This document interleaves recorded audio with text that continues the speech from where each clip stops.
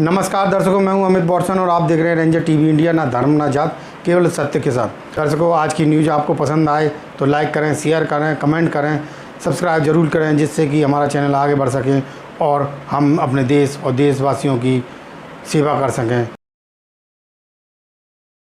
जो हमारे विधायक और मंत्री जो बने हुए बैठे हैं, जो धन्ना सेठ बन गए, जो उनके पास कुछ नहीं था, उनको बुलाओ, नहीं आए तो उनका बहिष्कार करो। कि जहां भी मीटिंग हो वहां पे एकजुट होके, और ये बार बार की मीटिंग जुलूस की जहां तक बात अभी हो रही थी, एक सज्जन कह रहे थे जुलूस होना चाहिए, जुलूस की परमिशन लेनी पड़ेगी। जो नियम कानून के विधाता है वो जानते हैं, जुलूस नाम है, वहाँ परमिशन है कि आप जो भी कार्य कर रहे हैं, जो भी इस समिति के माध्यम से जन जन तक आवाज जो पहुंचाने का काम कर रहे हैं, हम लोग सब मिलजुल करके, ये प्रत्येक सप्ताह संडे को हमेशा जारी रहनी चाहिए।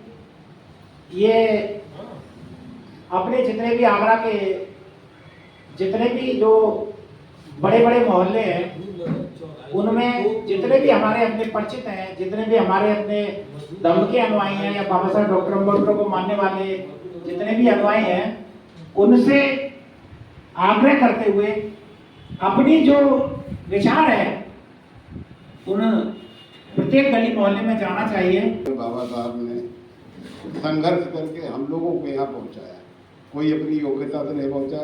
अगर किसी को ये भ्रम है तो निकाल दे। संविधान बचाओ संघर्ष समिति के माध्यम से आगरा के समाज सेवी बुद्धिजीवी साथियों की जो मीटिंगों का कार्यक्रम हम लोगों ने शुरू किया, ये आज तीसरी बैठक है। मानवर काशीराम साहब इंटर कॉलेज प्रांगण में मीटिंग में मैं आप सभी लोगों का हार्दिक अभिनंदन स्वागत करता हूँ। अपनी परंपरा के अनुसार मीटिंग आरंभ करने से पूर्व हम वंशी ग्रहण करेंगे सामूहिक रूप से, उसके बाद में हम लोग कार्यक्रम शुरू करेंगे। अरहतो सम्मा सम्बुद्धस्य नमो तस्य भगवतो अरहतो सम्मा सम्बुद्धस्य नमो तस्य भगवतो अरहतो सम्मा सम्बुद्धस्य बुद्धं शरणं गच्छामि धम्मं शरणं गच्छामि संघं शरणं गच्छामि। जैसा कि हम लोगों को विदित है, परंतु यहाँ कुछ इस एरिया के बहुत समाज सेवी और सम्मानित साथी पहली बार आए हैं, तो उनको मैं अवगत कराना चाहता हूँ कि हम लोगों ने आगरा के समाज सेवी और बुद्धिजीवियों को, साथ में राजनीतिक लोगों को भी आमंत्रित किया था कि वर्तमान समय में जो देश में सामाजिक और राजनीतिक परिस्थितियां हैं वो बहुजन समाज के बहुत ही प्रतिकूल है, और विशेष रूप से जो वर्तमान सरकार है वो भारत के संविधान को एक तरह से बदलने का पूरी तरह प्रयास कर रही है। तो हम लोग का ये प्रयास था कि हम अपने समाज के, वैसे तो बहुत सारे इलेक्ट्रॉनिक और प्रिंट मीडिया के माध्यम से और सोशल मीडिया के माध्यम से लोगों को जानकारी मिलती है, परंतु तब भी बहुत सारे लोग हैं जो इनमें इंटरेस्ट नहीं रखते। तो इन सब चीज़ों से अपने आगरा के लोगों को अवगत कराया जाए। संविधान बचाओ समिति के माध्यम से मेरा तो छोटा सा सुझाव है कि आप जो भी कार्य कर रहे हैं, जो भी इस समिति के माध्यम से जन जन तक आवाज जो पहुंचाने का काम कर रहे हैं, हम लोग सब मिलजुल करके, ये प्रत्येक सप्ताह संडे को हमेशा जारी रहनी चाहिए। ये अपने जितने भी आगरा के जितने भी जो बड़े बड़े मोहल्ले हैं उनमें जितने भी हमारे अपने परिचित हैं, जितने भी हमारे अपने धर्म के अनुयायी हैं या बाबा साहब डॉक्टर अम्बेडकर को मानने वाले जितने भी अनुयायी हैं, उनसे आग्रह करते हुए अपनी जो विचार है उन प्रत्येक गली मोहल्ले में जाना चाहिए। और मेरा तो एक और भी मानना है कि इस संगठन के माध्यम से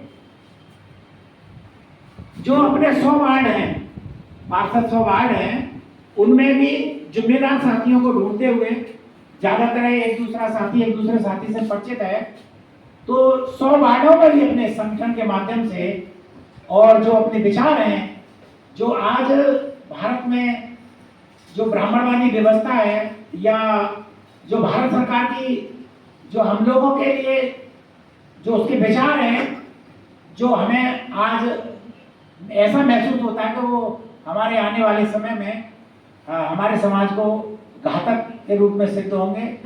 और ये 100% है कि हमें अपने संगठन के माध्यम से कैसे भी रूप में हमें ये सरकार नहीं चाहिए तो नहीं चाहिए। उसी लक्ष्य को हम अपने 100 वार्डों में, जो भी आगरा के 100 वार्ड नगर निगम के पड़ते हैं, सब में ज्यादा करके और इसी संगठन के माध्यम से अपनी बात को वहां तक पहुंचाएं कि हम क्या चाहते हैं और इस लक्ष्य को, मोदी वाली सरकार को हम कैसे हटा सकते हैं। इसी में हमारी भलाई है।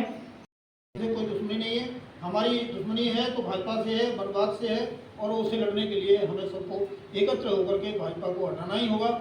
तभी संविधान बचेगा, तभी हमारी आपकी जो इज्जत बनी हुई है वो बचेगी। इसी के साथ मैं अपनी बात समाप्त करता हूँ। सभी को मेरा जय भीम नमो बुद्धाय। यही अपेक्षा करते हैं कि ये जो संविधान बचाओ संघर्ष समिति के लिए हम लोगों ने प्रयास शुरू किया है, तो पहले तो खुद स्वाभिमानी बने और जो गुलामी मानसिकता है उसको पूरी तरीके से त्यागें।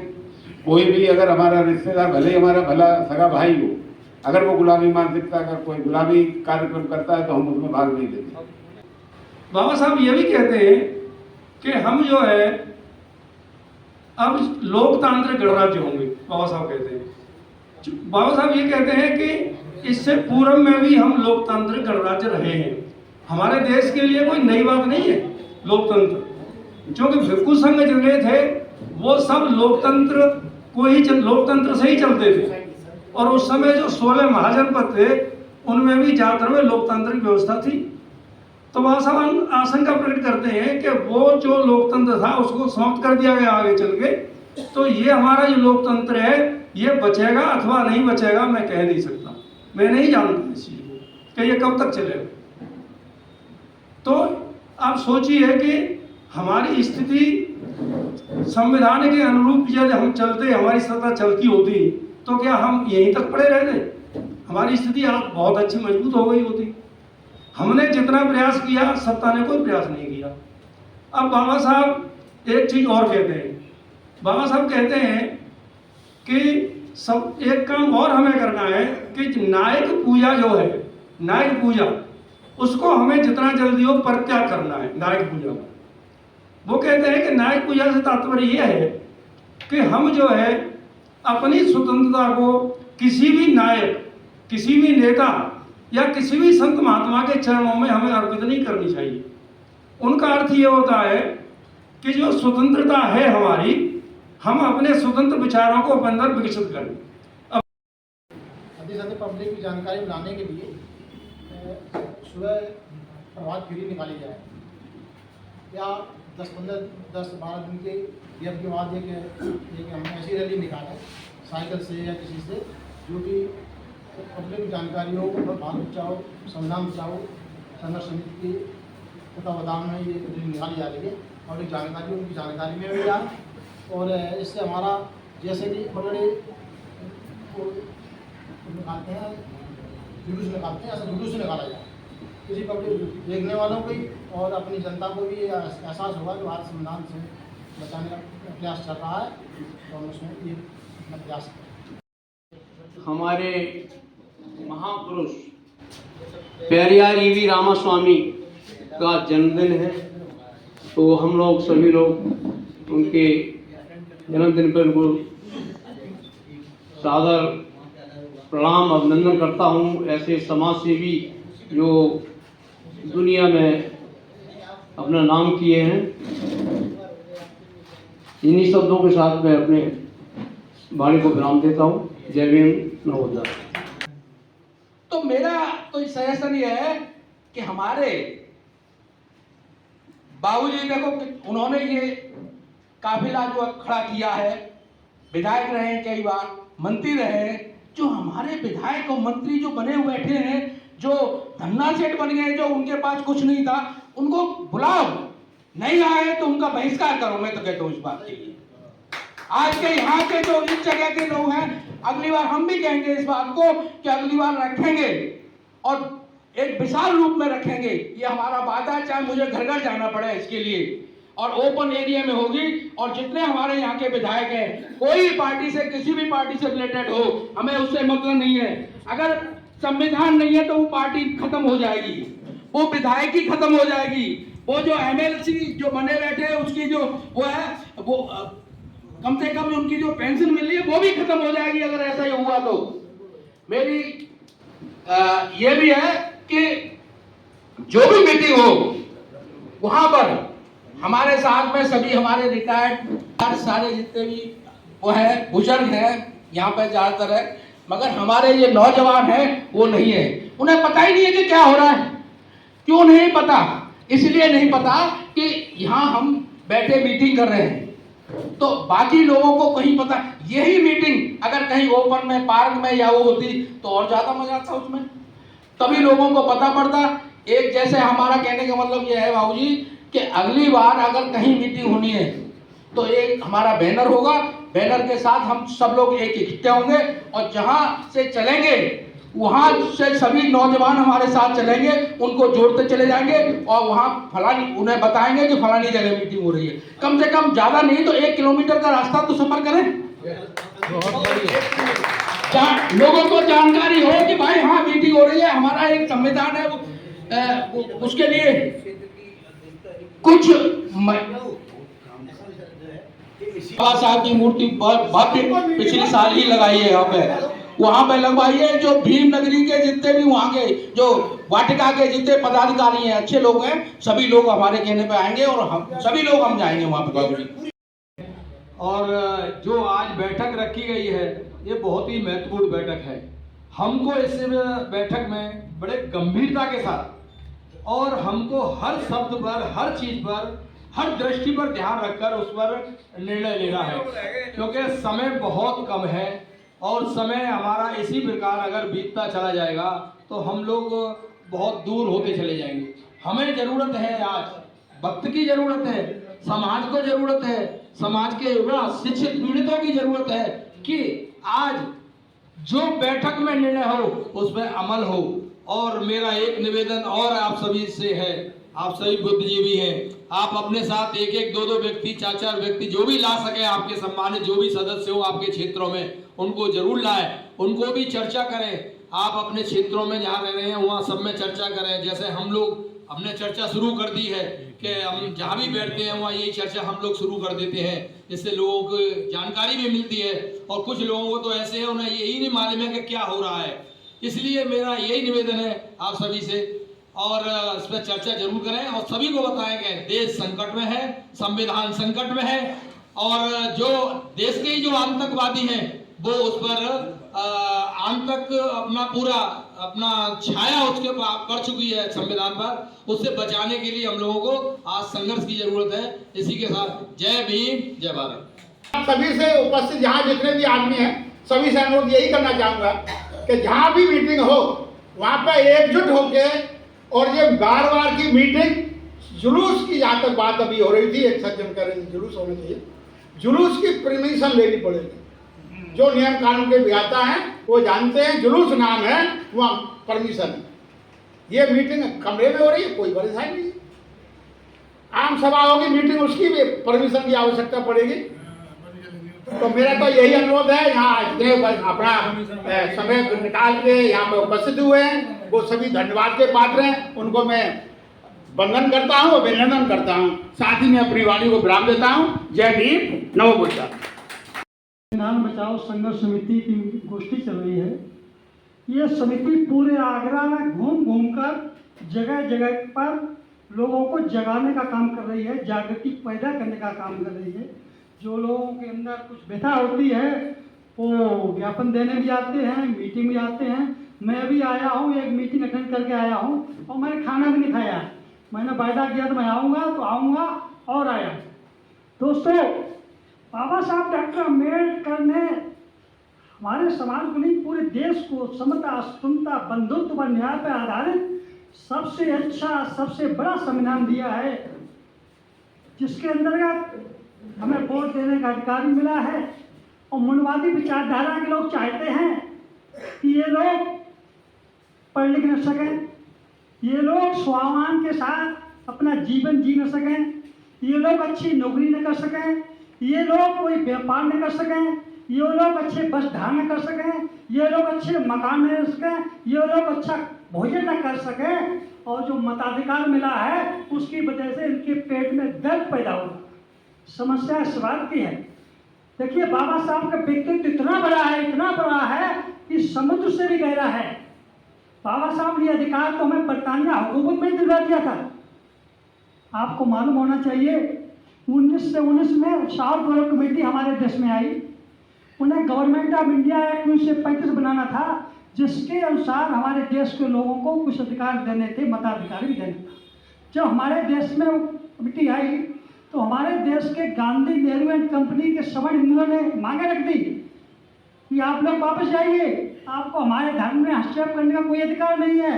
साउथ गौरव कमेटी के लोगों ने कहा, हम आपके धर्म में हस्तक्षेप करने नहीं आए हैं, आपको कुछ अधिकार देने आए हैं, मताधिकार देने आए।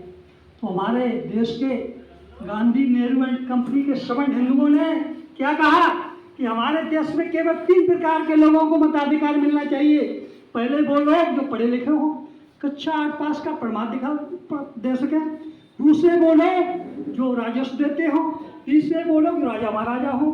जब बाबा साहब डॉक्टर अम्बेडकर को इस बात का पता चला कि साउथ गौरव कमेटी के सामने हमारे देश के सवर्ण हिंदुओं ने इस बात की मांगे रखी हैं, तो बाबा साहब स्वयं जाकर के साउथ गौरव कमेटी के लोगों से जाकर मिले। बाबा साहब ने कहा कि हमारे समाज के किसी भी व्यक्ति को कोई अधिकार मिलने वाला नहीं है। साउथ गौरव कमेटी के लोगों ने कहा कैसे? बाबा साहब ने कहा हमारे देश में मणिपुर काले कानून लागू हैं, जिसके अनुसार हमारे समाज के लोगों को पढ़ने लिखने का अधिकार ही नहीं है, तो वो कक्षा 8 पास का प्रमाण पत्र कहाँ से दिखाएंगे? दूसरे, हमारे लोगों के पास जमीनें हैं नहीं, वो राजस्व कहाँ से देंगे? तीसरे, हमारे समाज के जो लोग हैं वो राजा महाराजा तो है नहीं। साउथ गौरव कमेटी के लोगों ने बाबा साहब से पूछा, बाबा साहब क्या होना चाहिए? बाबा साहब ने कहा कि हमारे देश में हर जात धर्म के लोग जन्म लेते हैं, सबकी आयु बढ़ती है, जिसकी आयु 21 वर्ष हो जाए, चाहे वो छोटा हो, बड़ा हो, राजा हो, रंग हो, गरीब हो, अमीर हो, सबको मताधिकार मिलना चाहिए। साउथ गौरव कमेटी के लोगों ने बाबा साहब की बात मान ली। गवर्नमेंट ऑफ इंडिया एक्ट 1935 बना, उसके अनुसार हमारे सभी देशों को, लोगों को ये मताधिकार मिला है। दोस्तों, एक अम्बेडकर ने पूरे देश को हिला दिया था, पूरी दुनिया में हलचल पैदा कर दी थी। बाबा साहब डॉक्टर अम्बेडकर ने ये इतिहास उठाकर देख लीजिए, कभी भी गांधी, नेहरू के सामने हाथ नहीं फैलाए, बल्कि अंग्रेजों अधिकार लेकर आए, जिन्हें हमारे समाज को देने का काम किया। बाबा साहब का व्यक्तित्व बहुत ही गहरा है, बहुत ही गहरा है, यहाँ तक समुद्र से भी ज़्यादा गहरा है। जो मुझे लग रहा है कि बताया था जल्दी समापन करेंगे, अतः मैं अपनी वाणी को विश्राम दे रहा हूँ। और सबसे पहले मैं बहुत गौतम साहब को ये कह रहा हूँ कि गौतम साहब पूरे आगरा में घूम घूम कर हमारे समाज के लोगों को जगा रहे हैं, जागृति पैदा कर रहे हैं। इसी के साथ हाँ, एक बात कहना मैं भूल गया, की बात मुझे याद आ गई। तथागत बुद्ध एक चर्चा करते थे, जब जाकर एक गांव में पहुंचे तो देखा गांव का कोई आदमी और दिखाई नहीं दे रहा है। जब अंदर जाकर देखा तो देखा सभी घरों के अंदर गड्ढे खुदे हुए हैं और तमाम लोग मरे पड़े हुए हैं, कंकाल हो गए हैं। तथागत के साथ बहुत भिक्खु रहते थे, बहुत भिक्खु ने पूछा कि तथागत ये कैसे? तथागत ने कहा, देखिए इस गांव में सूखा पड़ा, लोग प्यासे थे, सबने अपने घर घर में कुआं खोदना शुरू कर दिया। परिणाम ये हुआ कुआं नहीं खोद पाए और उसी गड्ढे में समा गए। ये दशा है। तो उन्होंने पूछा क्या है, जिन्ना नहीं रह सकते थे? तथागत ने कहा हाँ रह सकते थे, कैसे रख सकते थे? तथागत ने कहा अगर ये सब लोग मिलकर के कुआं खोद दे तो सब जीवित होते, सबको पानी पीने को मिलता, इसलिए जिंदा रह सकते थे। मेरा कहने का मतलब ये है कि बाबा साहब डॉक्टर अम्बेडकर के नाम से, तथागत के नाम से न जाने कितनी संस्थाएं चल रही हैं। सब लोगों को मिलकर के एक झंडे के नीचे कार्य करना चाहिए। और हम लोगों ने जो एजेंडा तय किया है इसका समाधान भी निकाला है। अभी कहना बड़ा ठीक नहीं होगा, 2-3 महीने के बाद सबको पता चल जाएगा।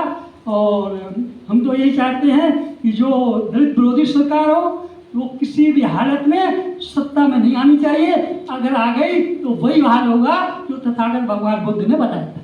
शिक्षा जय भीम न होगा। उत्तर प्रदेश में हमारी कई बार सरकार बनी है, बहन जी मुख्यमंत्री बनी है, उसके बाद में भी ये स्थिति। और आगरा के लिए तो ऐसा बोला जाता था कि दलितों की राजधानी है, यहाँ पर तो आप सपोज कैसे कर सकते हैं, इतना लोग, इतना बड़ा आंदोलन हो गया, उसके बाद में भी ये चीजें प्रचलित है। तो मुझे समझने में बड़ी एडजस्ट करने में बड़ा मुश्किल लगा। बड़ी देर में मैं समझ पाया, इस बात को बचा पाया, निगल पाया कि ये चीजें भी अभी हो रही हैं। तो ये हमारे दोस्त अमित जो भी तो उन्होंने बताया कि मैं ऐसे यूट्यूब चैनल चलाता हूँ, तो हमारे घर पे ऐसे मुलाकात हुई। तो मैंने कहा कि भाई आप लगभग मेरी एज के हैं, थोड़ा बहुत फर्क होगा, तो मुझे बड़ा आसानी हुई इनसे संवाद स्थापित करने के लिए, क्योंकि ये मेरी ही उम्र के हैं, तो मैं बेझिझक होकर इनसे बात कर सका। तो मैंने कहा कि भाई ये कैसी बात है ऐसी, तुम अगर ये सोच रहे हो कि कोई एक रेवोल्यूशन या फिर कुछ इस तरह की कार्य किया जाए, लोगों के साथ में जाके उनको इकट्ठा किया जाए, तो मैंने कहा कहाँ आपके नेता हैं जो आपको लीडरशिप देते हैं, आपकी बातों को आगे पहुंचाने की बात कर रहे हैं। तो उसी क्रम में आगे ये हुआ कि हमारे भाई ने लोगों के पास जाकर ये बातें पहुंचाई और कुछ लोगों ने मिलके आगे एक संगठन स्थापित करने की कोशिश की गई। तो शायद इसी क्रम में आज हम लोग इसी संगठन के हिसाब से आज हम लोग बैठे हुए हैं एक दूसरे के सामने। तो बात में सबसे बड़ी जो इम्पोर्टेंट मुझे ये लगती है कि हमारा एक संगठन है, एक नहीं अब तो काफी सारे संगठन हो गए। तो दिक्कत ये है बिखराव की। कलेक्टिव स्ट्रेंथ जो है, जिसकी वजह से हम शासन कर पाए या हम लोग को कोई अधिकार मिल पाए, तो उसको हमें छोड़ना नहीं चाहिए, किसी भी तरह की स्थिति नहीं आनी देनी चाहिए। इस संगठन के लिए कल देखा मैंने YouTube पे, तो अलग ग्रुप वाले लोग भी कह रहे हैं कि एक मीटिंग यहाँ कर लेते हैं, एक मीटिंग वहाँ कर लेते हैं। तो मुझे वो किसी तरीके से बात हजम नहीं हुई, अच्छा नहीं लगा कि ऐसा होना चाहिए। भाई आप अलग अलग ग्रुप है तो अलग अलग समय पे कर सकते हैं मीटिंग, आपकी कलेक्टिव स्ट्रेंथ तो बनी रहेगी, ताकि जब तक आप कलेक्टिव स्ट्रेंथ नहीं होगी तो कोई भी हमारी तरफ देखेगा भी नहीं, इंडिविजुअल तौर पे हमारी तरफ कोई नहीं देखेगा, और कलेक्टिव स्ट्रेंथ ही हमारी ताकत है। तो यही मेरा आप सब लोगों से कहना है कि भाई अपने अंदर आप बिखराव मत होने दीजिए, इकट्ठे रहिए जहाँ पर रहिए। और ये छोटी सी 2-3 जो बातें जो इसमें सामने लिखी हुई है, ये जो भी हमारी चर्चा है उसका एक जिस्ट है। इसमें लिखा है शिक्षित करो, आंदोलित करो, संगठित करो। इसके अलावा हमें और कुछ तीसरी चौथी बात हमें करनी ही नहीं है। इन शॉर्ट सारी चीजें हमारे पास है। तो प्लीज आप सबसे निवेदन है कि इसी पे आप स्टिक रहिए और कोशिश करिए कि अपने अंदर बिखराव ना आने पाए। जय भीम, नमो बुद्धाय। सिंह को देता हूँ शुभकामनाएं, बड़ा अच्छा बोले, टू द पॉइंट बोले, आगे चल के आपका भविष्य उज्जवल हो, ऐसी मंगल कामना करता हूँ। सबसे पहले बाबा साहब को नमन, भगवान बुद्ध को नमन, श्रद्धेय मंत्री जी श्री पुष्कर साहब एवं इस सभागार में जो उपस्थित सभी सम्मानित साथियों को मेरा सादर जय भीम नमो। साथियों, आज की बैठक काफ़ी लंबी हो चुकी है, बहुत सारे विद्वान व्यक्ति बोल चुके हैं, बहुत कुछ कहा जा चुका है, निदान कहा जा चुका है, समस्याएं बताई जा चुकी हैं। अब हमारे मंत्री जी बैठे हुए हैं, शेष बातें वो कहेंगे। इसी के साथ में अपनी वाणी को विराम देता हूँ। जय भीम, जय भारत। नमो बुद्धाय। और आज की जो बैठक हो रही है, मैं सभी को साधुवाद देना चाहता हूँ और मैं आपसे ये कहना चाहता हूँ कि आगरा ये दलितों की राजधानी है। मैं भी मंत्री रहा हूँ, 10-20 जिलों में भी गया हूँ, प्रदेश दूसरे में भी गया हूँ। आगरा का बहुत बड़ा स्थान है। तो जो यहाँ से चीज़ जाएगी, यहाँ से जो बात जाएगी, पूरे हिंदुस्तान में जाएगी। तो हमारा बहुत बड़ा उत्तरदायित्व बनता है, हमारी जिम्मेदारी बनती है। बाबा साहब भी आए थे यहाँ आगरा, उन्होंने भी ये कहा था कि पढ़े लिखों ने मुझे धोखा दिया। तो आज हम पढ़े लिखे लोग, तो हम सभी पढ़े लिखों की जिम्मेदारी बनती है कि बाबा साहब का जो स्वप्न था, बाबा साहब ने जो यहाँ पर आगरा धरती पर कहा, उनको हम उजागर करें और उनके उसका पालन करें। बाबा साहब ने ये कहा था कि भाई ये जो अनटचेबिलिटी है, ये जो छुआछात है, ये ब्राह्मणवाद के खिलाफ हमारा विद्रोह है। तो आज हम जिस चीज़ के लिए लड़ रहे हैं वो है सनातन धर्म। आपने देखा कि सनातन की बात हो रही है, हमारे लोग ही नहीं समझते कि सनातन है क्या। सनातन वो चीज़ है जो हम हमेशा से चली आई, उसमें कोई परिवर्तन होने वाला नहीं है, वो ऐसे ही चलेगी टाइम इमोरियल। कल मैंने डिक्शनरी देखी थी, उसमें देखा भाई हिंदी की डिक्शनरी है, तो मैंने कहा भाई सनातन का क्या मतलब है। तो सनातन का मतलब है कि रूढ़िवादी व्यवस्था जो सदियों से चली आ रही है, उसमें कोई परिवर्तन नहीं होने वाला है। तो अब इसको बदलने के लिए हमको बहुत संघर्ष करना होगा। हमारे नियोजक आए, हम उनको आशीर्वाद देते हैं, वो हमारे वारिस हैं। हाँ, प्रताप सिंह को अपना वारिस मानते हैं, वो आगे चले, हम उनको धन्यवाद देते हैं।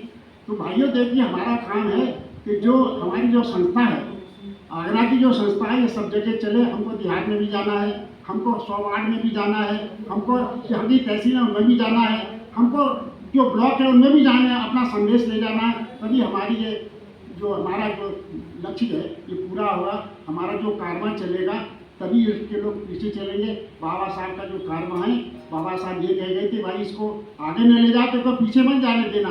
तो आज की न्यूज़ आपको पसंद आए तो लाइक करें, शेयर करें, कमेंट करें, सब्सक्राइब जरूर करें, जिससे कि हमारा चैनल आगे बढ़ सके और हम अपने देश और देशवासियों की सेवा कर सकें। इसी के साथ फिर मुलाकात होगी, तब तक के लिए आपसे विदा लेते हैं। नमस्कार।